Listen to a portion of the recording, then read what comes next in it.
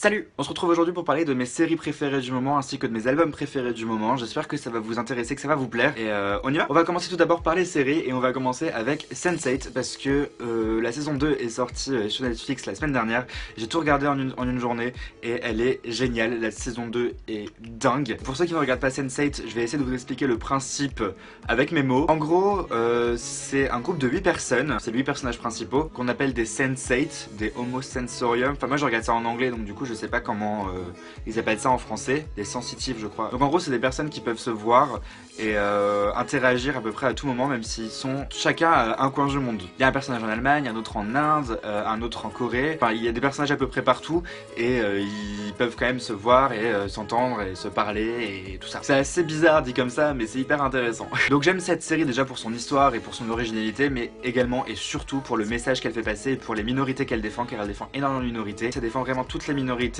que ce soit niveau orientation sexuelle, niveau couleur de peau. Donc du coup c'est vraiment hyper bien et je vous conseille vraiment cette série pour les valeurs qu'elle défend et pour les messages qu'elle fait passer. Ensuite je vais vous parler d'une deuxième série qui est également pas mal engagée, qui est toujours sur Netflix, c'est la série Dear White People, qui parle notamment des actions menées par une sorte d'assos dans une école supérieure, enfin dans une fac, dans une université, pour les personnes de couleur, notamment les personnes noires, et qui défend notamment ces personnes et les minorités de manière générale également il me semble. Donc ça traite notamment du racisme, c'est le sujet principal en fait de cette série. Elle s'adresse beaucoup aux personnes blanches pour qu'elles comprennent un peu ce que vivent les personnes noires au quotidien, que ce soit au niveau des insultes racistes, que ce soit utiliser le N-word ou des trucs comme ça, enfin ça en parle. Ça parle également des violences policières, ça parle de pas mal de choses. Donc voilà, du coup je vous conseille également cette série parce qu'elle est engagée, elle est vraiment bien et voilà. Ensuite je vais vous parler de RuPaul's Drag Race parce que la saison 9 a commencé cette année et qu'elle est vraiment cool. Donc vraiment, si vous ne regardez pas RuPaul's Drag Race, je sais pas quoi faire pour vous parce que cette série est géniale, hein, voilà, enfin c'est une télé-réalité slash série. J'en ai déjà parlé plusieurs fois, c'est une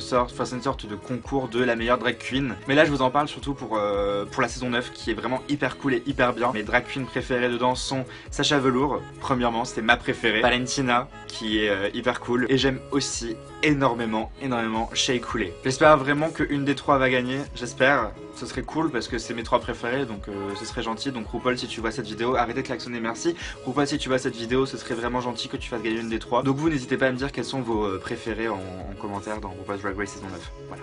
Et vos queens préférées de tous les temps par exemple, genre moi c'est Adore Delano.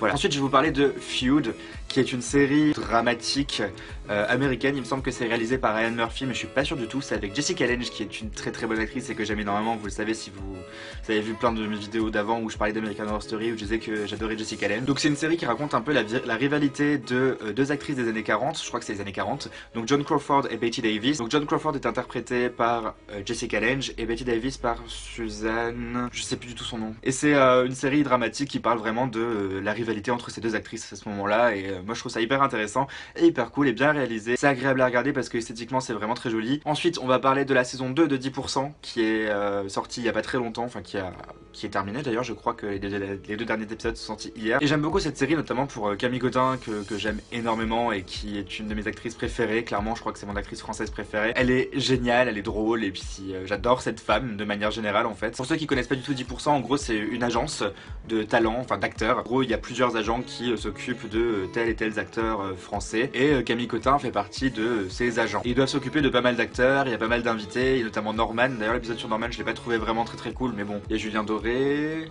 Cécile de France, Lynn Renaud, Virginie Efira, Ramsey, Nathalie Baye. Bref, il y a plein d'acteurs et d'actrices connus et je vous conseille vraiment de regarder cette série, elle est sympa, c'est la seule série française avec laquelle j'accroche donc voilà. Ensuite je vais vous parler également de la saison 2 de Chewing Gum qui est sortie sur Netflix il y a pas si longtemps que ça et qui est vraiment trop cool. Enfin genre j'en ai déjà parlé de cette série, elle est vraiment hyper bien, elle est hyper drôle et ça passe vite, c'est des épisodes très courts et il y a que 10 épisodes par saison, c'est un peu dommage ça par contre parce que j'aimerais qu'il y ait plus d'épisodes parce que j'aime énormément cette série et j'aime beaucoup le personnage de Tracy qui me fait énormément rire. Donc voilà, pareil, je vous conseille cette série, je la trouve très cool et allez sur Netflix pour ceux que ça intéresse. Et enfin, je vais vous parler de Girl Boss que j'ai terminé hier. C'est une série qui parle de la personne qui est Sophia Marlowe, il me semble que c'est ça son nom, la personne qui a créé le site Nasty Girl. Donc la série est inspirée de son histoire et du livre qu'elle a écrit. Il me semble que d'ailleurs le coin d'Elodie en avait parlé sur sa chaîne. Donc c'est une fille qui part de rien, qui crée son business, qui crée son système de vente de vêtements vintage sur eBay. En fait elle achète des vêtements en friperie puis elle les revend beaucoup plus cher sur eBay. Et elle a commencé comme ça, en fait elle retape un peu les vêtements de temps en temps et puis voilà, en gros elle les revendait plus cher sur eBay. Après elle a créé son site internet et la série parle de toute son histoire. Je trouve ça hyper inspirant parce que la fille est partie de rien de base. Elle a juste commencé ça et c'est devenu son business et sa façon de vivre maintenant. Et la série est hyper inspirante je trouve parce que ça raconte toute son histoire et je trouve ça vraiment cool. Il y a le côté un peu développement personnel et inspirant de la série, et il y a également le côté bien entendu un peu fictif, enfin pas fictif parce que je crois que c'est sa vraie histoire, avec son mec, avec ses amis etc. Enfin ça reste quand même une série un peu romancée hein, donc voilà c'est pas une série que de développement personnel et d'inspiration. Une autre raison de regarder cette série c'est qu'il y a RuPaul dedans qui joue le voisin de Sophia et qui est archi drôle et je l'aime énormément de toute façon, enfin genre vous savez à quel point j'aime RuPaul. Ensuite on va passer à mes albums du moment parce que j'en ai 3 à vous citer. Premièrement j'ai commencé avec l'album d'Arca qui s'appelle Arca. Donc je sais que Arca c'est un truc assez spécial, ça plaira pas forcément à tout le monde mais moi j'aime énormément ce qu'il fait, je trouve ça vraiment cool. Il est également producteur, enfin il a produit notamment l'album de FK et Twigs, je crois qu'il a produit un de ses EP également, il a produit le dernier album de Björk. Il a produit pas mal d'artistes et d'albums que j'aime énormément donc du coup c'est comme ça que je l'ai connu et j'aime énormément ce qu'il fait et j'aime beaucoup cet album là, je crois que c'est mon préféré de lui. Ensuite je suis également obligé de parler de l'album Damn de Kendrick Lamar qui est genre une tuerie. Genre, vous savez à quel point j'aime Kendrick Lamar et à quel point c'est mon rappeur préféré et genre j'aime énormément tout ce qu'il fait, dans quoi il est engagé et tout et j'aime énormément cet artiste et je vous conseille vraiment d'écouter cet album. Il a réussi à me faire apprécier une chanson avec Rihanna alors que je ne la supporte plus. Et cet album est vraiment très bien, les featurings sont cool, les chansons sont cool, l'album est cool et puis c'est Kendrick. Et enfin le dernier album c'est celui de Mac DeMarco, donc This Old Dog qui est sorti la semaine dernière. Je vous en avais déjà parlé dans ma story Instagram en disant que en fait genre il sortait le vendredi et le mercredi j'étais à Strasbourg et je suis allé dans un disquaire et je l'ai vu et j'étais là mais ils l'ont déjà, il sort vendredi, genre c'est pas possible qu'il soit encore sorti. Donc voilà, du coup genre je l'ai vu, je l'ai pris, j'ai pas hésité en fait. Donc du coup j'ai eu l'occasion de l'écouter avant qu'il sorte et j'étais hyper heureux. Et voilà, je suis trop content de l'avoir et j'aime énormément cet album et j'aime énormément Mac DeMarco, je pense que vous le savez. Et pour finir, je vais aussi vous parler d'un concert parce que si je suis allé à Strasbourg, c'était pas juste pour acheter le vinyle de Mac DeMarco, c'était pour aller au concert de Glass Animals qui avait lieu à la laiterie. Donc j'ai été invité gracieusement par le label Caroline International, donc qui est le label de Glass Animals, pour aller à ce concert et c'était vraiment cool.